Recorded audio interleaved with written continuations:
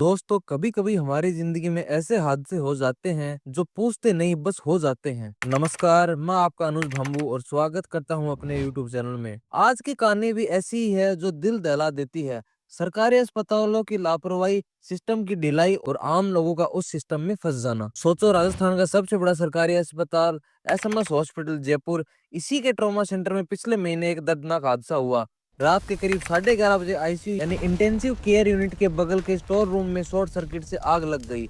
वहाँ medical supply, plastic का सामान, पेपर सब पड़ा था, सो आग फैलते टाइम नहीं लगा। अब जरा सोचिए, ICU में मरीज है, कोई सांस नहीं ले पा रहा, कोई होश में नहीं, किसी को देखने समझने वाला बस नर्स या वार्ड बॉय या डॉक्टर। जैसे ही धुआं बढ़ा, लोगों ने शोर मचाया, डॉक्टर को बुलाया, किसी को जल्दी बुलाओ।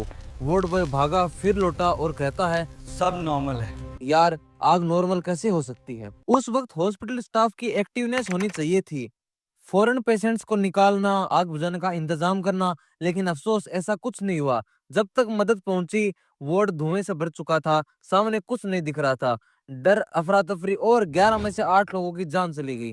अब सोचो, उन 3 लोगों को खुद 2 कांस्टेबल और पेशेंट्स के रिश्तेदारों ने बचाया। अगर वो कांस्टेबल ना होते, जाने शायद और भी जा सकती थी।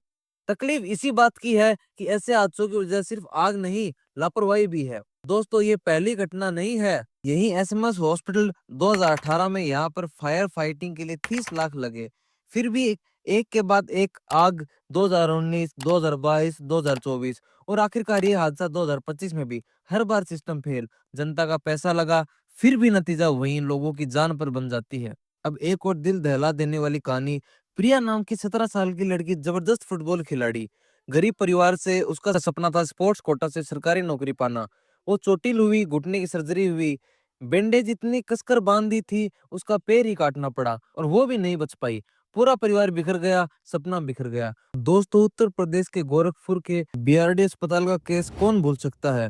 2017 में एक झटके में 63 मासूम बच्चों की जान चली गई, क्योंकि अस्पताल में ऑक्सीजन की सप्लाई नहीं हुई, क्योंकि ऑक्सीजन का बिल नहीं भरा गया था। कंपनी ने सप्लाई रोक दी, बच्चे बिना ऑक्सीजन के तड़प गए, कोई जिम्मेदारी नहीं ली, बस एक दूसरे पर दोष डाल दिया गया। मेडिकल नेग्लिजेंस, लापरवाही और सरकारी सिस्टम की सुस्ती, ये कहानियां सिर्फ खबरें नहीं बनी, ये हकीकत हैं। हालत इतनी खराब है कि इंडिया से हर साल 52 लाख मेडिकल नेग्लिजेंस के केस होते हैं, लेकिन सजा सिर्फ आधे प्रतिशत लोगों को मिलती है। यार, सवाल ये है कि इतने फंड्स, इतनी पढ़ाई लिखाई, इतने डॉक्टर, फिर भी ऐसा क्यों?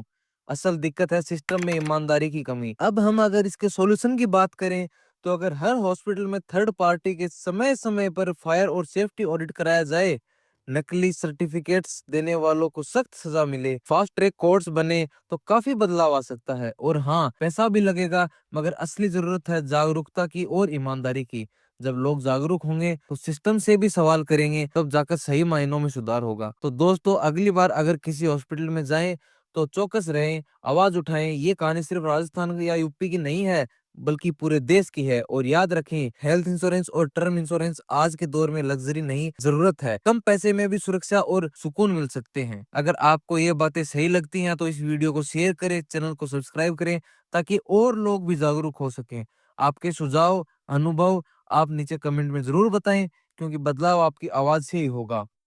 धन्यवाद। मिलते हैं अगले एक नए वीडियो में, तब तक खुद का और अपने परिवार का ध्यान रखें।